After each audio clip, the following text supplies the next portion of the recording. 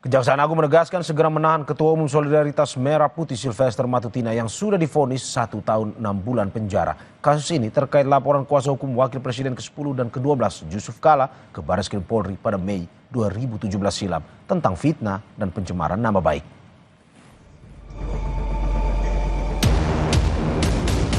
Kasus pencemaran nama baik terhadap Wakil Presiden ke-10 dan ke-12 RI Yusuf Kala yang menyeret Ketua Umum Solidaritas Merah Putih Sylvester Matutina kembali mencuat. Kepala Pusat Penerangan Hukum Kejaksaan Agung, Anang Supriyatna bilang, putusan hukum terhadap Sylvester sudah berkekuatan hukum tetap dan putusan hakim segera dijalankan. Vonis 1 tahun 6 bulan penjara tersebut telah dijatuhkan pada tahun 2019 lalu akibat fitnah dan pencemaran nama baik terhadap Yusuf Kala melalui sebuah orasi. Informasi dari pihak Kejari Jakarta Selatan, hari ini diundang yang bersangkutan. Kalau dia nggak datang ya silakan aja nanti. Tidak harus eksekusi. Kalau nggak salah hari ini.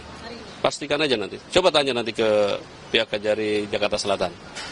Tapi yang kemarin saya informasi harus segera. Yang sudah inkrah. Sementara itu, Sylvester Matutina mengklaim telah berdamai dengan Wakil Presiden Indonesia ke-10 dan ke-12 Yusuf Kala. Terkait vonis kasusnya, Sylvester mengklaim sudah menjalaninya, hanya saja tidak diberitakan media massa.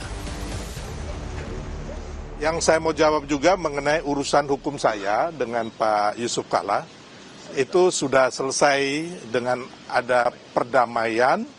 Bahkan saya beberapa kali, ada 2 kali, 3 kali bertemu dengan Pak Yusuf Kala dan hubungan kami sangat baik. Dan sebenarnya urusan proses hukum itu sudah saya jalani dengan baik. Dan memang waktu itu tidak ada diberitakan karena waktu itu baik saya maupun pihak Pak Yusuf Kala tidak pernah memberitakan di media. Sebelumnya, salah satu kegiatan Sylvester Matutina yang terpantau publik, yakni mendatangi Polda Metro Jaya pada Senin 4 Agustus lalu. Saat itu Sylvester hadir untuk diperiksa sebagai saksi terkait laporan tuduhan ijazah palsu Presiden ke-7 RI Joko Widodo. Tim Liputan, Kompas TV. Kita ke sorotan lainnya, Saudara. Pengadilan Negeri Sleman memutuskan tidak berwenang menangani perkara gugatan perdata soal ijazah Presiden ke-7 Republik Indonesia Joko Widodo. Majelis Hakim berpendapat perkara sengketa informasi publik lebih tepat diajukan ke Komisi Informasi Pusat atau Pengadilan Tata Usaha Negara. Pengadilan Negeri Sleman menggelar sidang gugatan perdata terkait ijazah Presiden ke-7 Joko Widodo yang diajukan Komardin. Agenda sidang putusan selah yang digelar secara e-court atau elektronik. Dalam putusannya, Majelis Hakim yang diketuai Cahyono memutuskan tidak berwenang mengadili perkara ijazah Jokowi karena masuk sengketa informasi publik. Dalam putusan selah tersebut nomor 106 itu bahwa Majelis Hakim setelah bermusyawarah menjatuhkan putusan selah menerima terhadap eksepsi kompetisi absolut. Ya, jadi intinya Pengadilan Negeri Sleman tidak punya kewenangan untuk menangani perkara nomor 106 pada DKI 2020 ini. Sebelumnya pada 5 Mei 2025, Komardin menggugat UGM sebesar 69 triliun rupiah terkait ijazah Jokowi. Gugatan dilayangkan karena UGM dinilai bungkam dan kegaduhan yang ditimbulkan berpengaruh terhadap kestabilan ekonomi. Tak hanya di ranah hukum, polemik ijazah Presiden ke-7 Joko Widodo juga bergeser ke ranah politik. Kubu Jokowi yakin ada dalang besar memainkan isu ini dengan tujuan memisahkan Presiden Prabowo dan Wakil Presiden Gibran.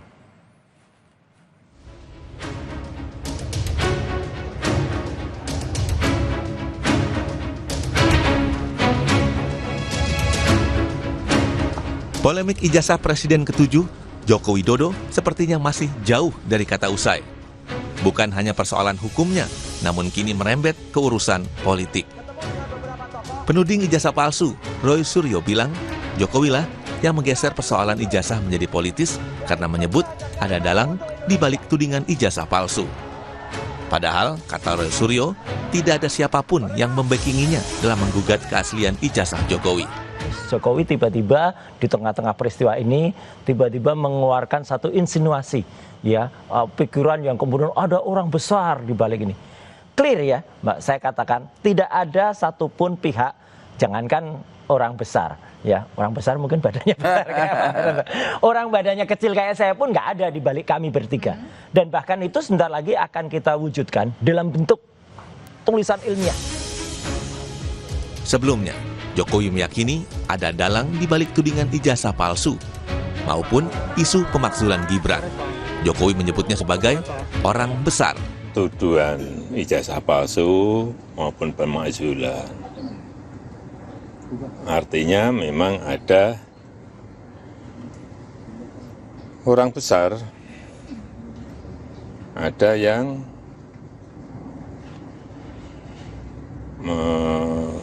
backup. Kelompok relawan Jokowi menuding Roy Suryo CS hanya pion dari orang besar yang ingin memisahkan Prabowo Gibran.